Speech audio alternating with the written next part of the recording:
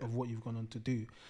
So after college, what happened? Like when you finished college, because obviously, like when you go to, let's say, a normal uni, I studied law. You finish uni, okay, cool. Now you got to go to law school, whatever. When you finish fashion college, what happens? Like? So, let me see. So, kind of finishing started the year before I actually finished, because I specialized in tailoring, and I first started off in women's wear. And then I switched over and I started my degree, and I was allowed to skip the first year of my degree and go straight into the second year and switched over to menswear.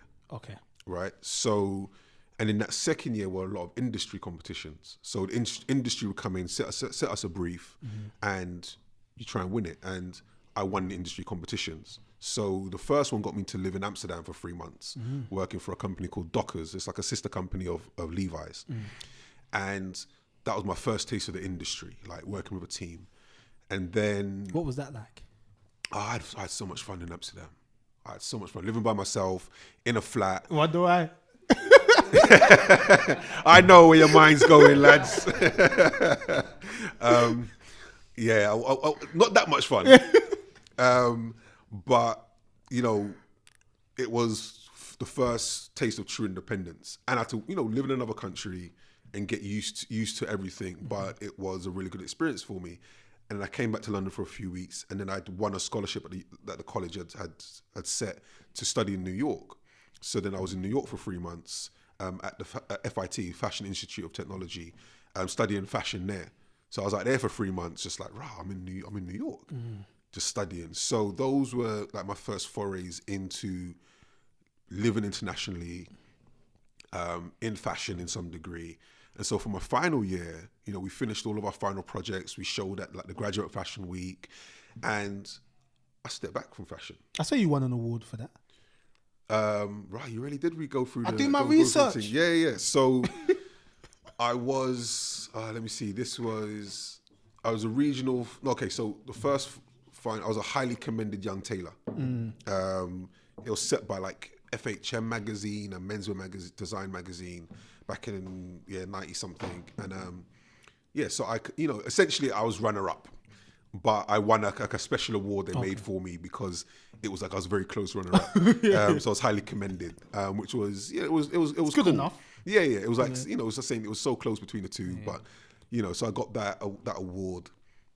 And then the following year, I was like a regional finalist for like a competition in Germany, which was women's wear, ironically enough. So both were tailoring based, and I was quite conceptual with my tailoring.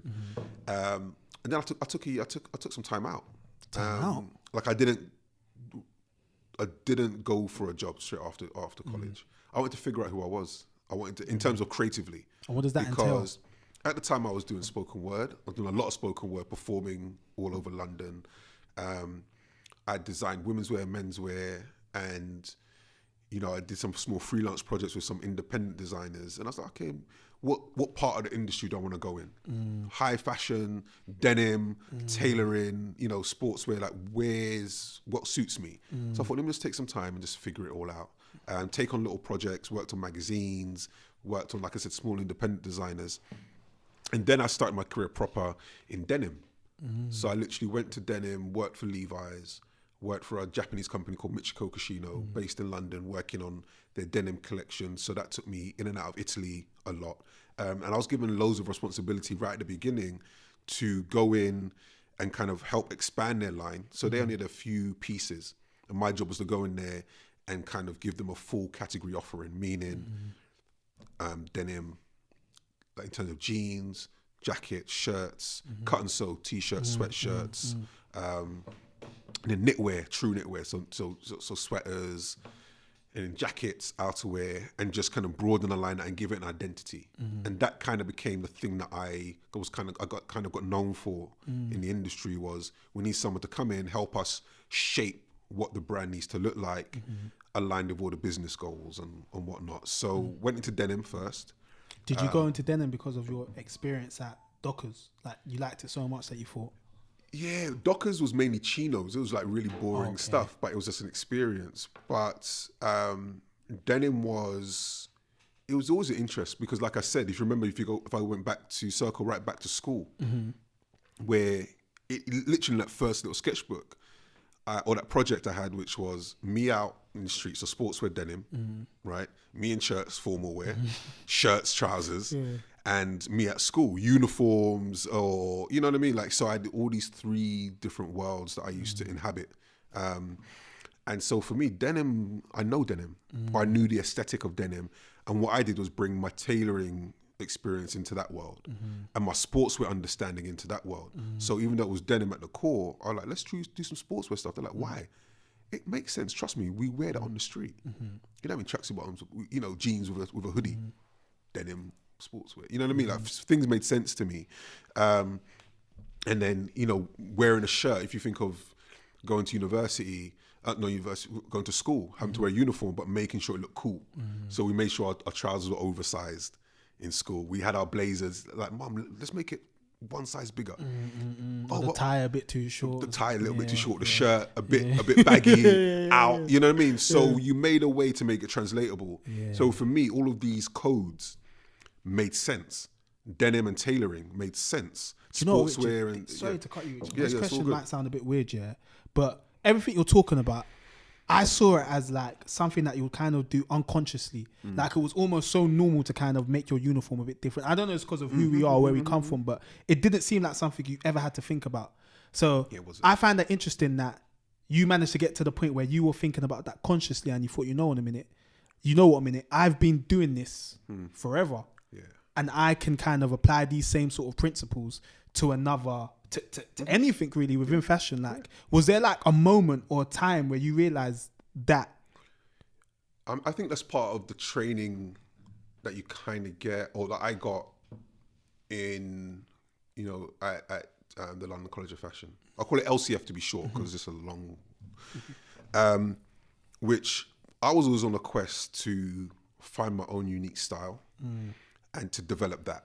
And so that became, how do I blend all the worlds that I know into one? Because that's what I do anyway. It made sense. The fashion world was a little bit, streetwear was very new. You know, streetwear came mainly from America. So me reading the magazines, the Right On magazine, a magazine called Too Hype, there's one called Black Beat, there was Vibe, there's all these magazines that I used to just consume. Then Trace, loads of magazines I used to consume. And you see the street culture, streetwear scene burgeoning, Carl Kanai, Cross Colors, PNB Nation, Walkerwear. There's all these brands that were literally hip hop kids designing stuff for hip hop kids, you know. And that was one of my inspirations, because I understood it. You know, I listened to the music, I understood street culture. I saw what we were doing in London, which was a little bit different, but we were mixing whatever we could find and making it look cool and relatable to the street. And so when I was doing tailoring, it was like, how do I bring that into my tailoring? When I'm doing denim, it was, how do I bring tailoring into denim? How do I bring sportswear into denim? Then when I left, so denim was over here, and then I went to Sean John. So that was working for P. Diddy on this small little niche denim line called Blue. And again, it was, okay, you do denim. Michiko was quite conceptual denim, like really avant-garde left field. Like we were doing like weird stuff, like we were trying to flip the script all the time. And it was like, how do I bring that into it? But also I was like, you know what, but we can also bring in a blazer. A blazer. I was like, yeah, trust me, we can do a blazer. So bringing in like a cotton suit, almost like a blazer jacket, and shirts. And, you know, before Jay-Z was talking about change clothes and busting shirts, we were doing that at Sean John. We was doing that. we was doing that, you know. And Richard, so you know what I find so interesting? Because obviously you told us you took a break. So I'm assuming though you were still young when you were in these rooms and coming up with these ideas. Like, why did they trust you? I have no idea. Like I said, I got lucky early on. I think that time out I took to kind of hone my style, because I was doing still a lot of sketching and just designing. I kind of had my own, a certain lane that signature. I felt I got lucky and blessed with Michiko, because I found a company that liked what I liked my portfolio, respected the fact I came from Levi's, but also I almost forgot, during that time I was also training at Paul Smith with the bespoke tailors. And so knowing that I had that kind of, these names behind me and that skill level, you know, and said, okay, we like this guy, we see his portfolio's work, we think he could fit. And so they trusted me with quite a senior job. And then going over to Sean John, you know, similar conversation. You know, we want somebody to come in and just do some freelance for us. I had a conversation with the creative director. He liked my portfolio, my work, and decided, look, just move over to New York. Just come and join us. Just join the team. Ironically, first I said no. Why? Aesthetically, I was like, you know, and here's the irony of everything I've just said was Sean John as a label, when it was doing a lot of the tracksuits and, you know, it was quite clean stuff. It wasn't what I was doing. I'd come from doing like quite conceptual stuff, streetwear, tailoring, denim mixed together. Very avant-garde. A little bit. And Sean John was a little bit, for me, I thought it was more too commercial. But they said, nah, there's a small line that they have called Blue. And here's what they want you to do is to go in and just give an identity to the line and expand it. And I thought, oh, that's an interesting project. All right, cool.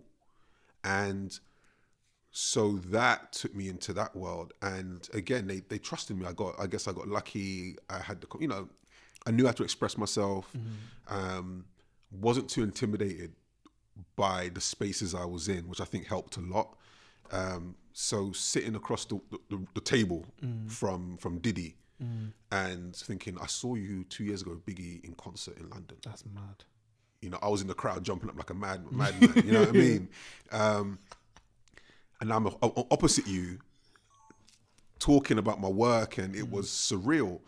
But again, coming from Grove, it was funny because, do you know Billy Ocean?